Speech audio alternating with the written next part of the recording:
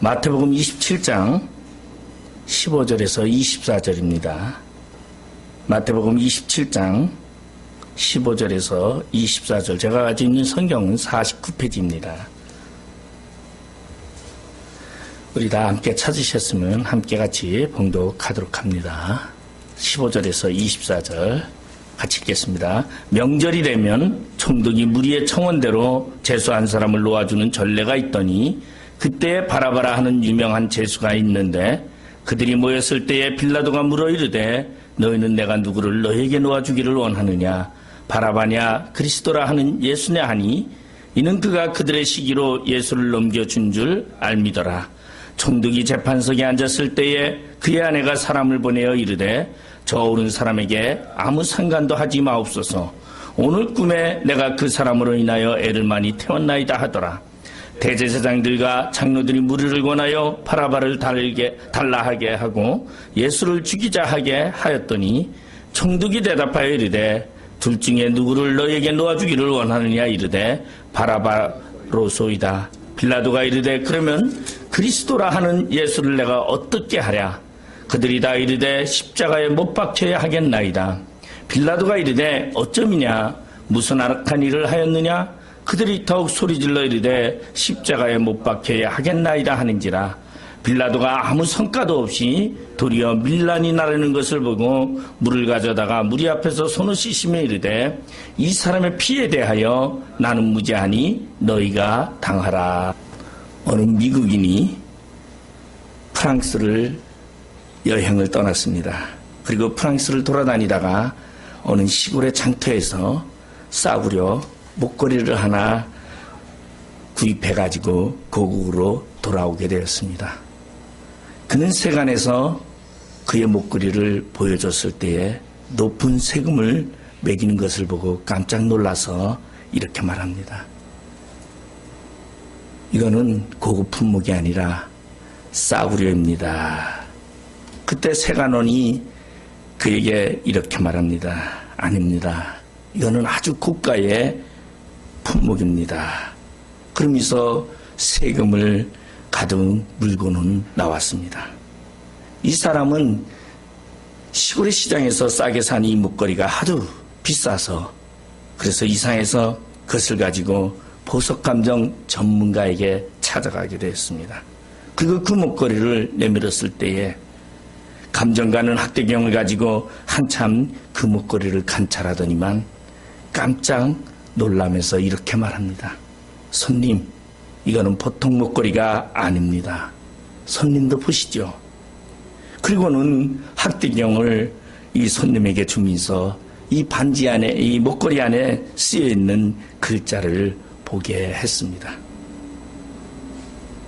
이 사람은 그 학대경을 통해서 목걸이 뒤편에 써있는 글을 보게 됩니다. 근데 그 글에는 조세핀에게 보나파트르 나폴레옹이라는 그러한 글이 써져 있었습니다. 다시 말해서 한 세계를 지배하던 나폴레옹이 조세핀에게 보내는 그러한 사인 하나 때문에 이 목걸이는 고가품이 될 수밖에 없었다는 것입니다. 누구의 사인이 있느냐에 따라서 그 가치가 달라진다는 것이죠. 그 목걸이의 보석이 귀중함보다 거기에 있는 사인 하나 때문에 그것은 진주보다도 더 귀한 값어치 있는 목걸이가 됐다는 것입니다. 우리의 인생도 똑같다라는 것입니다. 우리의 인생 속에 하나님의 사인이 있다면은 우리는 엄청난 인생을 살고 있는 자여 인생의 기대치를 가지고 있는 자입니다. 다시 말해서 하나님의 형상, 하나님의 놀라운 기술가계의 하나님의 인치심 속에서 만들어진 우리 인생, 이보다 더 값어치 있는 것은 없다라는 것입니다. 그리고 우리 인생을 바로 하나님은 우리에게 직접 사인을 했습니다. 너는 내 것이고 그리고 나는 너를 세상에 보냈노라고 하나님이 사인하신 우리의 인생의 존재를 우리는 생각한다면 이 세상에 그 어떤 것보다 가치 있는 우리는 하나님을 찬양하지 않을 수 없다라는 것입니다. 그런데 우리는 종종 그 하나님을 발견하기보다는 이 세상 속에서 우리의 인생 속에 자그마한 일 때문에 우리는 하나님을 놓치는 경우가 많이 있다는 것입니다. 오늘 본문의 내용을 보면 바로 한 사람이 나옵니다. 그 한 사람은 자기 앞에 주어진 하나의 사건이 그 인생의 갈림길을 만들게 되는 놀라운 사건으로 만들어지고 있다는 것을 발견하게 됩니다. 오늘 여기 한 사람은 빌라도라는 유대의 총독이었습니다. 그는 유대인의 총독으로서 자신의 앞에 섰던 예수라는 그 사람을 놓고 갈림길의 선택에서 그는 자신을 위하여 그리고 자신의 영역을 위하여 그는 결국 역사의 죄인이 되고 맙니다. 그리고 수많은 사람으로부터 그의 이름은 저주받은 이름이 되고 맙니다. 그러면 여러분 여기서 볼 빌라도의 죄가 무엇입니까? 빌라도의 죄는 예수님을 십자가에 못 박혀 죽게 한 불의한 재판관에 있다라는 데 있습니다. 그런데 그의 궁극적인 관심은 빌라도가 예수님을 십자가에 못 박혀 죽게 한 불의한 재판관에 있다라는 사실이 아니다라는 것입니다. 그보다 더 중요한 문제는 다시 말해서 예수님이 십자가에 못 박게 하는 그 결과보다 그러한 결과를 가져오게끔 한 원인이 더 중요함을 말해주고 있습니다. 왜 빌라도는 예수를 십자가에 못 박게 하는 그러한 불의한 재판관이 되어야만 했는가 하는 문제를 우리가 한번 생각해 봅니다. 왜 빌라도는 정직한 재판을 하지 못했을까요? 다시 말하면 그가 역사적인 죄인이 되는 그런 빌라도에 우리는 사람을 바라보면서 우리는 오늘 우리 자신을 돌아봐야 합니다.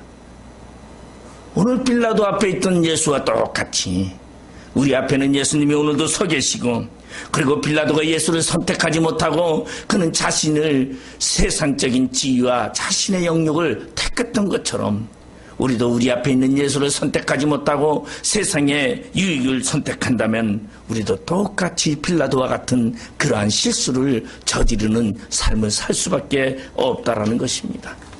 여러분, 우리는 예수를 선택하고 있다고 이야기합니다. 그러면 여러분, 빌라도라는 사람은 우리가 한번 볼까요?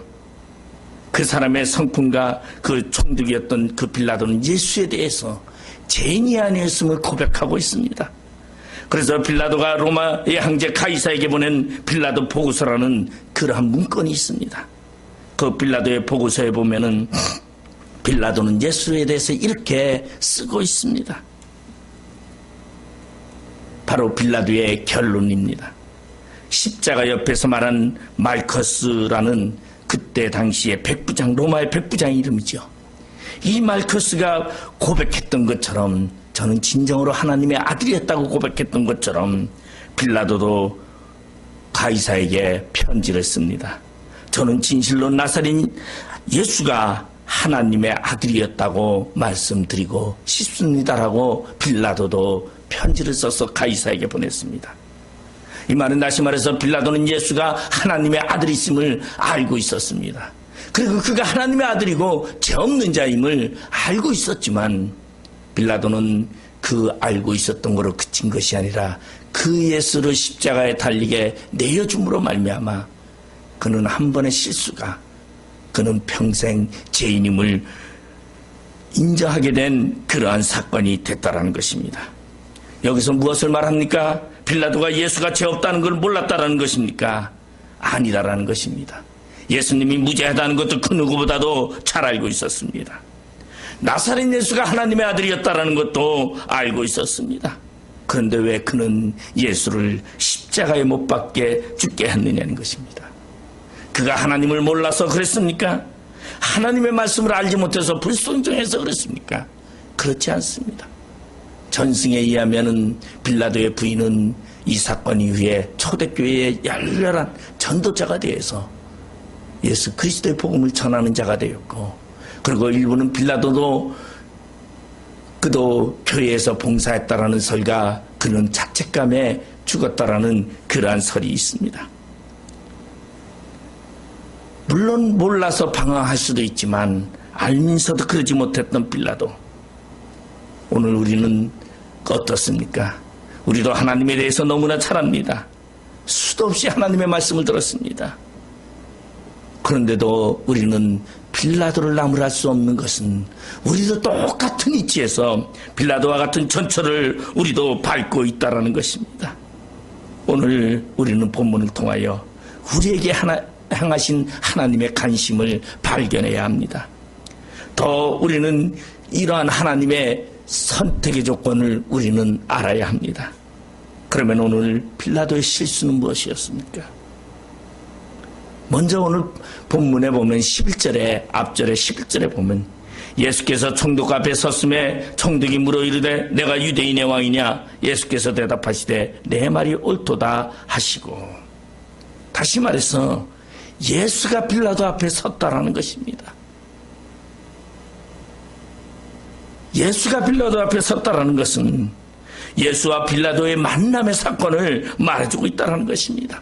그리고 그 만남의 사건 속에서 빌라도는 예수를 선택할 것인가 아닌가라는 선택의 기로에 서게 됐습니다. 여기서 우리는 관심을 가질 말씀은 바로 예수께서 총독 앞에 섰다라는 것입니다. 그때 빌라도는 예수님께 내가 유대인의 왕이냐고 묻습니다. 그때 예수님은 그렇더라고 말하고 있습니다. 그런데 요한복음에 보면 빌라도가 예수를 신문할 때에 다른 복음에서는 나오지 않은 특별한 질문을 던지고 있습니다. 요한복음에는 빌라도가 예수님께 이렇게 묻습니다. 진리가 무엇이냐고 묻습니다.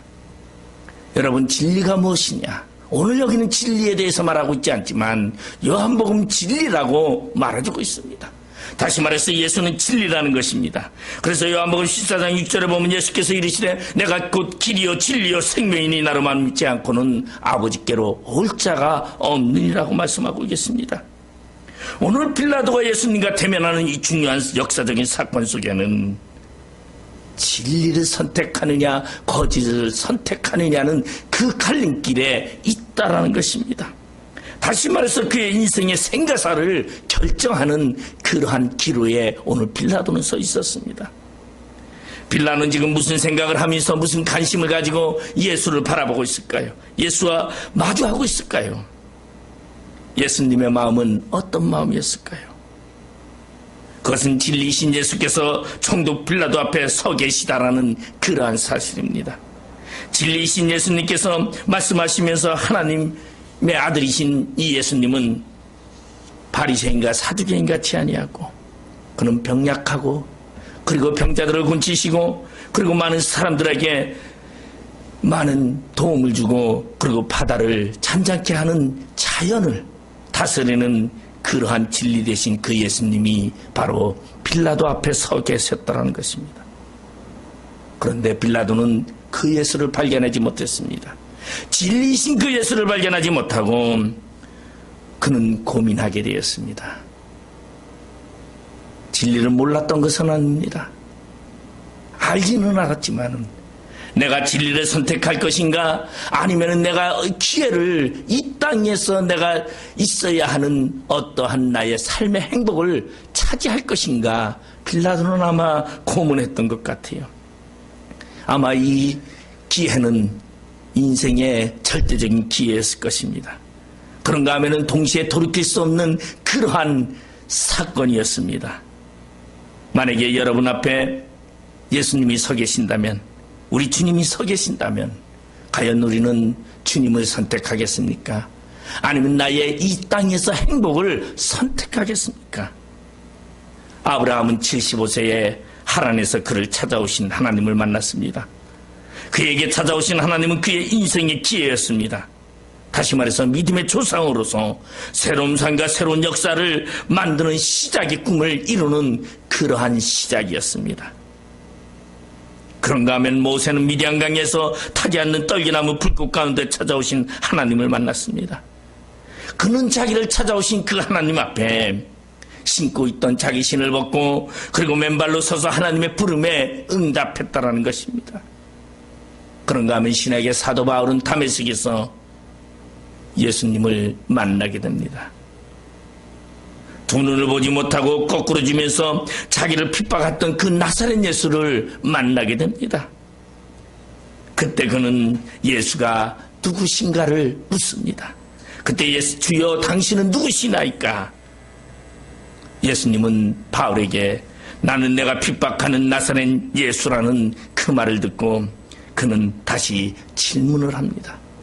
주님, 내가 무엇을 하여야 하리이까? 바로 이 만남을 통하여 핍박자 사울의 인생은 선교사 인생으로 바뀌게 되었습니다. 오늘 우리 앞에 예수님이 서 계시다면 우리는 진리이신 그 예수님 앞에 무엇이라고 말하겠습니까? 내가 무엇을 하리이까? 내가 어떻게 하리이까?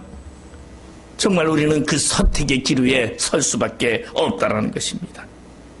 그러나 세상에는 그러지 못한 사람이 너무나 많다는 것입니다. 바로 빌라도가 그러한 인생이었습니다. 빌라도는 그의 앞에 서신 예수님의 기회가 아니라 인생의 위기로 만들어버렸다는 것입니다. 역사적인 제약을 범하는 불행한 사건으로 그의 삶을 만들었다는 것입니다. 바로 이것이 빌라도 앞에 서셨던 예수님께서 지금 우리에게 주시는 말씀입니다. 우리는 예수님을 가장 만나고 싶어 하기도 합니다. 그러나 또한 우리는 그 예수님을 가장 두려워하는 사건으로 우리는 오늘도 예수님을 만나고 있지는 않습니까? 정말 하나님을 만나고 싶습니까? 주님을 만나고 싶습니까? 그러나 분명한 것은 주님 앞에는 두 가지가 있다는 것입니다.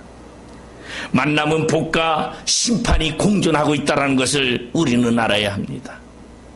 우리가 만나는 그 예수, 내 앞에 있는 그 예수를 여러분 선택한다고 한다면 우리는 이 땅에서 괴로우며 이 땅의 고난이요 이 땅의 즐거움을 포기하는 것입니다. 반면에 예수를 포기하고 이 땅의 즐거움, 행복을 선택한다면 우리는 역사의 죄인이 되고 만다라는 것입니다. 복과 저주가 한 번의 순간의 선택으로 다가오고 있음을 말해주고 있습니다. 진정으로 우리는 하나님을 만난다면 우리는 무엇을 선택하겠습니까? 여러분, 우리가 우리 앞에 예수님이 서 계신다면 진리이신 예수를 선택하겠습니까? 아니면 이 땅의 참 행복과 이 땅의 즐거움을 선택하겠습니까? 아마 우리는 우리 인생을 돌아본다면 주님 만나는 거 조금 있다가요, 아직은 아니라고 우리는 생각할 수도 있습니다. 내 인생의 주님이 선택하라는 순간이 이 시간이 아니기를 우리는 바라고 있을 줄도 모른다는 것입니다. 그러나 분명한 것은 내 인생의 앞에 주님을 기회로 삼는 그러한 시기는 반드시 내 앞에 있다는 것입니다. 여러분, 우리는 선택의 기로에 서 있습니다. 주님을 선택하는 삶을 살 것인가, 아니면은 주님을 선택하는 삶보다 진리를 거절하고 이 땅에 허용된 거짓을 선택할 것인가를 빌라도는 오늘 기로에 서 있었습니다. 그러한 빌라도는 고민이 됐습니다. 인생의 고민이 되었습니다. 그는 자신이 선택하는 그 선택권을 자신이 갖고 싶지를 않았습니다. 나의 이 선택권, 진리이신 예수를 내가 버릴 수 없었다라는 생각하는 빌라도는 자신이 선택하게끔 하지 아니하고 이제는 차선책으로 그 선택을 이스라엘 백성에게 던져놓을 수 있습니다. 오늘 본문 17절에 보면 이렇게 말하고 있습니다. 그들이 모였을 때 빌라도가 물어 이르되 너희가 내가 누구를 너희에게 놓아주기를 원하느냐고 말하고 있습니다. 다시 말해서 빌라도는 그 선택권을 자신이 하는 것이 아니라 무리들에게 그 선택권을 넘겨주고 있습니다. 왜? 진리를 선택하고자 하니 세상의 욕망을 버릴 수밖에 없었고, 세상의 욕망을 선택하면은 진리이신 예수를 버려야 하는 그러한 기로에 선 빌라도는 고민중에 자신이 선택하지 않기를 바랐습니다. 그 선택은 다시 말해서 백성들이 예수를 선택해서 내가 예수를 살려주고 내 행복도 찾고자 했던 이 빌라도였습니다. 아마 이것이 오늘날 가지고 있는 인생들이 가장 많은 모습이라고 생각하지는 않습니까? 오늘날 우리는 예수를 믿으면서도 예수가 진리임을 분명히 고백하고 있습니다. 그리고 예수가 나의 주임을 고백하고 있습니다. 그러나 내가 예수를 선택함으로 말미암아 잃어버리는 세상적인 것 때문에 우리는 선택하기를 유보하고 누군가에 의해서 선택되어지기를 원한다라는 것입니다. 오늘 빌라도도 그랬습니다. 그래서 빌라도는 그 선택권을 로마의 총독의 권한으로 6월절이 되면 죄수 한 사람을 살려주는 그 전례대로 그는 예수를 살리고자 하는 마음에 대제사장과 장로들에게 묻습니다. 너희는 내가 누구를 너에게 놓아주기를 원하느냐? 바라바냐 그리스도냐 하는 예수냐? 다시 말해서 빌라도는 자신의 묘수를 그들 앞에 내어놓습니다. 이 묘수는 죄 없는 예수를 풀어주고자 하는 그러한 계획 속에서 만들어진 것입니다. 그 당시에 유대인 사이에는 이미 잘 알려진 유명한 정치범, 다시 말해서 열심당원인 바라바라는 그러한 사람이 있었습니다. 그는 로마에 항거하다가 감옥에 투표해서 그는 사형을 언도받은 사람이었습니다. 아마 빌라도 생각에는 자신의 죄를 찾지 못한 무죄를 확신하면서 예수를 풀어주는 빌미로 바로 이러한 제안을 하게 됩니다. 아마 많은 사람들이 흉악한 저 정치범 살인범인 바라바를 죽이라고 할 것이고 예수를 살려달라고 분명히 예수를 놓아주자고 할 것이다라고 계산한 이 빌라도는 자신 있게 그들에게 이 문제를 내어놓습니다. 그러나 그 결과는 정반대이었다는 것입니다. 대제사장들과 장로들이 도리어 무리를 선동하며 바라바를 놓아주고 예수를 죽이자고 소리치게 되었다는 것입니다. 다시 말해서 예수를 십자가에 못 박아야 하겠나이다라고 도리어 밀란이 일어나기 직전이었습니다. 바라바에게는 더 큰 어려움이 닥쳐왔습니다. 우리는 여기서 매우 중요한 진리를 발견하게 됩니다. 여러분, 진리는 거짓과 흥정될 수 없습니다. 진리는 흥정의 대상이 아니다라는 것입니다. 여러분, 진리는 진리입니다. 결코 진리를 가지고 비진리 속에서 진리를 드러내고자 한다라는 그 자체가 모순이다라는 것입니다. 우리는 종종 예수님의 그 진리를 가지고 우리는 세상 속에서 세상 사람도 예수를 선택하는 줄 알고 우리는 착각 속에서 세상 사람들에게 모든 것을 맡기고자 합니다. 그리고 이 삶 속에서 우리는 나의 결정권이 아니라 그들을 통하여 내가 예수를 선택하고 간다라는, 예수를 버리지 않고 간다라는 그러한 묘수를 우리는 종종 만들어가고자 합니다. 그러나 결코 나의 묘수대로 나의 생각대로 되지 않는다라는 것을 우리는 알 수 있습니다. 왜냐하면 진리와 거짓은 함께 할 수 없기 때문입니다. 거짓된 것은 처음부터 버리고 포기해야 된다는 것입니다. 그러할 때 진리가 진리로 드러난다는 것입니다. 바라바를, 예수님을 바라바와 함께 비교해서는 안 되는 것이었습니다. 바로 빌라도 앞에 섰던 그 예수는 진리 그 자체였습니다.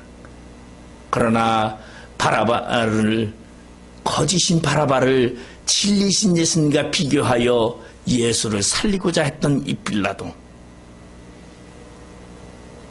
엄청난 공경에 처할 수밖에 없었다는 것입니다. 여러분, 우리는 하나님의 종으로, 하나님의 사람으로, 하나님의 백성으로 우리는 이 땅에 살아가면서 우리는 오늘도 하나님께 영광을 돌리고자 하는데 내 스스로가 아니라 누군가에 의해서 드려지는 인정받는 그러한 사람이 되고자 한다면 우리는 그러한 생각을 버려야 합니다. 남이 무엇이라 하든지 남이 어떠한 생각을 갖든지 남과 상관이 없이 우리는 진리 대신 예수를 선택해야 하고, 그리고 그 선택을 우리는 자신 있게 우리는 가져야 한다는 것입니다. 이 땅에서 묘수를 찾는 것이 아니다라는 것입니다. 역사를 돌이켜보면 때로는 법이 불이한 적이 많이 있었습니다. 우리가 잘 알고 있는 대로 미국이라는 나라가, 아메리카라는 그 나라는 과거의 역사를 돌이켜보면 미국 남부지방에서는 노예를 사고 파는 것이 합법적이었습니다. 그리고 노예가 주인에게 탈출하는 것을 도와주는 것은 율법이었습니다. 그러나 분명한 것은 그게 법으로 합법적이라 해도 진리는 아니었더라는 것입니다. 노예제도라는 것은 불법이라고 선언한 것은 노예제도가 잘못된 제도임을 알고, 그리고 링컨에 의해서 노예가 불법이라고 인정했을 때 그들은 불법이라고 생각한 것이 아니다라는 것입니다. 하나님의 창조물인 그 노예들, 단지 피부가 검다라는 이유로 노예가 되어야만 했던 그러한 것이 불법이다라는 것입니다. 그것이 비진리라는 것입니다. 오늘날 여러분, 오늘날 교회에서 많은 세상 사람들이 인정한다고 그것이 거지가 진리가 될 수 없다라는 것입니다. 오늘날 교회 안에도 진리는, 참된 진리는 예수밖에 없습니다.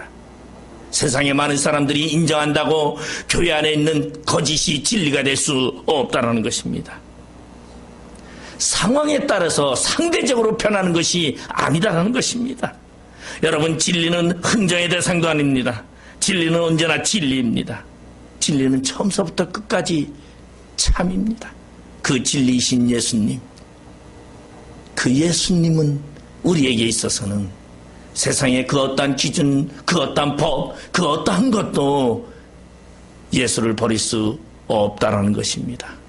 그런데 오늘 빌라도는 예수 앞에서 그는 자신의 선택권을 포기하기 싫어서, 다시 말해서 그는 자신의 육신적인 그 빌라도라는 직위를 버리기 아까워서 그는 자신의 선택을 하지 아니하고 백성들로 하여금 예수를 선택하게 한다면, 오늘날 세상말로 말하면 꼭 먹고 알 먹고라고 합니다. 그러한 기회를 그는 묘수를 짰습니다. 그러나 분명한 것은 내 생각대로 세상은, 내 생각대로 이 모든 것은 이루어가지 않는다라는 것입니다. 빌라도 앞에 서 있는 예수와 바라바, 여러분, 그것은 오늘 우리 앞에도 서 있습니다. 우리 앞에도 오늘 예수라는 진리와 거짓이라는 바라바는 우리 앞에 있습니다. 나는 분명히 선택해야 합니다.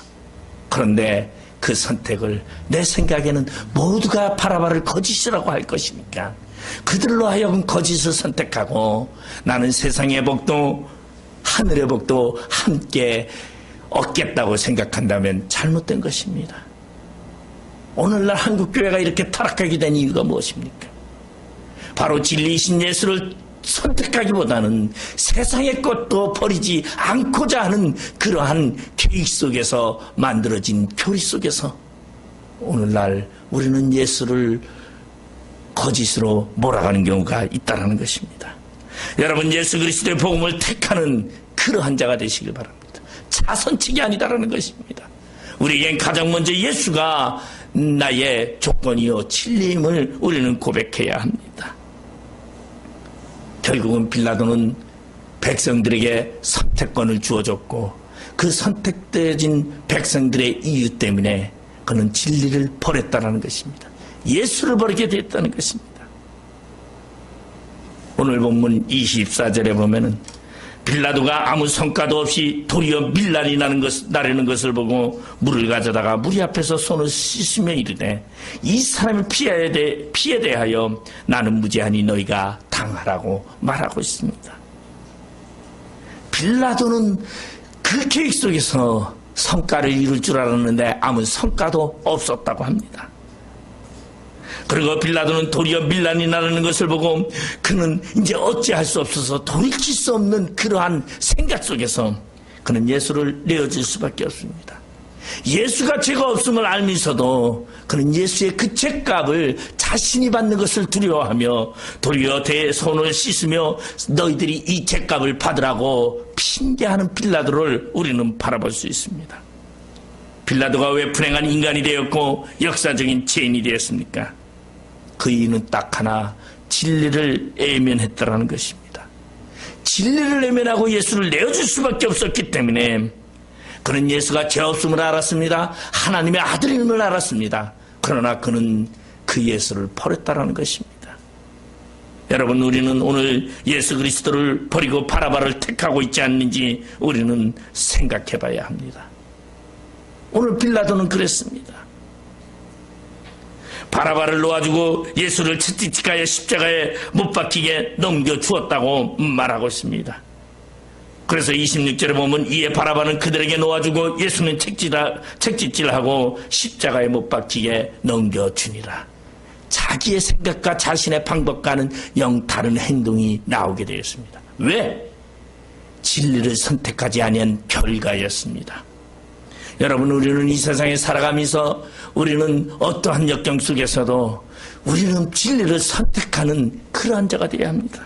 그 진리를 선택하지 못한다면 우리는 그것은 우리의 삶 속에 영원한 실수가 되는 것입니다. 우리 인생의 최악의 조건이 된다는 것입니다.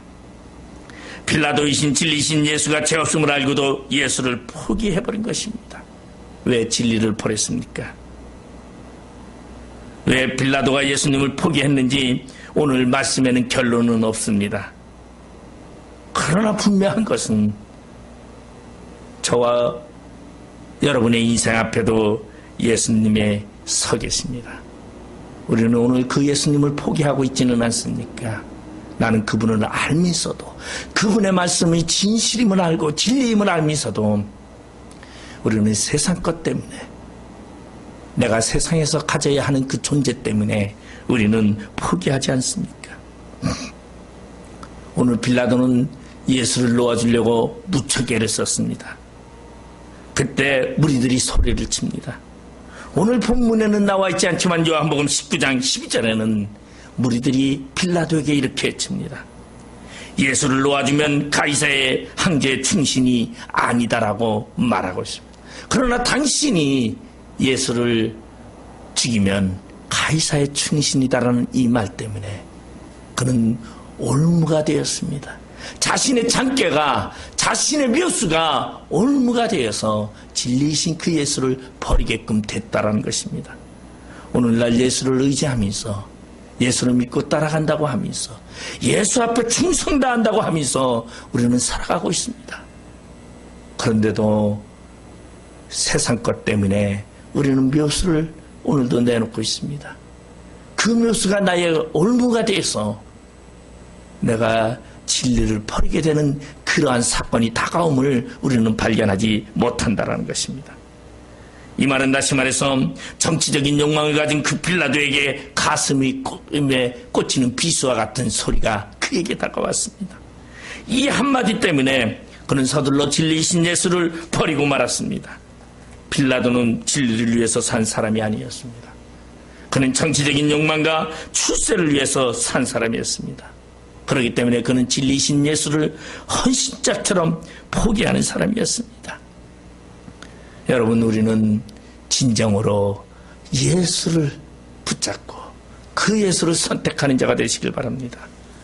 한국에서 26년이나 살아온 일본인 이카하라 마모루 씨가 쓴 글이 하나 있습니다. 한국인의 비판이라는 그러한 책의 제목입니다. 그가 한국에 대해서 이렇게 표현하고 있습니다. 한국이라는 나라는 정가자가 판치는 나라라고 표현하고 있습니다. 다시 말해서 국회의원에서부터 모든 사람들이 거의 다가 정가자들이 수도 없이 많다는 것입니다. 다시 말해서 과거에 잘못된 그러한 자신의 죄의 잘못을 생각하지 아니하고 도리어 그것을 훈장처럼 생각하면서 살아가는 곳이 바로 한국이라는 것입니다. 전 세계의 국회의원 중에 정가자가 가장 많은 나라가 대한민국이라고 합니다. 무엇입니까? 욕망 때문에 죄를 겸허히 받아들인다는 것입니다. 욕망 때문에, 자신의 정치적인 욕망 때문에 그들은 감옥 가기를 두려워하지 않는다는 것입니다. 오늘 빌라도는 정치적인 욕망 때문에, 개인적인 욕망 때문에 그는 진리이신 예수를 버리고 역사적인 죄인의 사건으로 남게 되었다는 것입니다. 오늘 우리는 우리 자신을 돌아봅니다. 진리를 버릴 수밖에 없었던 그 빌라도의 욕망을 정리하지 못한다면 우리는 교회에서도, 사회에서도, 가정에서도 진정으로 참 행복을 누릴 수 없다는 것입니다. 진정한 자유와 진정한 행복은 예수 안에 있음을 우리는 알아야 합니다. 우리 안에 감추어져 있는 빌라도와 같은 욕망을 우리는 버리시길 바랍니다. 우리가 진리이신 예수를 선택할 때 우리는 우리 안에 참 행복이요 하나님의 나라가 있다는 것입니다. 요한복음 8장 32절에 보면 예수님은 이렇게 말했습니다. 진리를 알지니 진리가 너희를 자유케 하리라고 말하고 있습니다. 오늘 나의 욕심 때문에, 이 땅에서 나의 이치 때문에 예수를 버리는 일이 없으시길 바랍니다. 그리고 예수, 진리 되신 그 예수님을 우리는 절대 포기하지 마시고 그분을 붙잡고 나의 달려갈 길 다가며 이 세상 가운데서 예수를 통하여 참된 진리 속에서 승리자가 되시기를 주님의 이름으로 축원드리겠습니다. 기도하시겠습니다.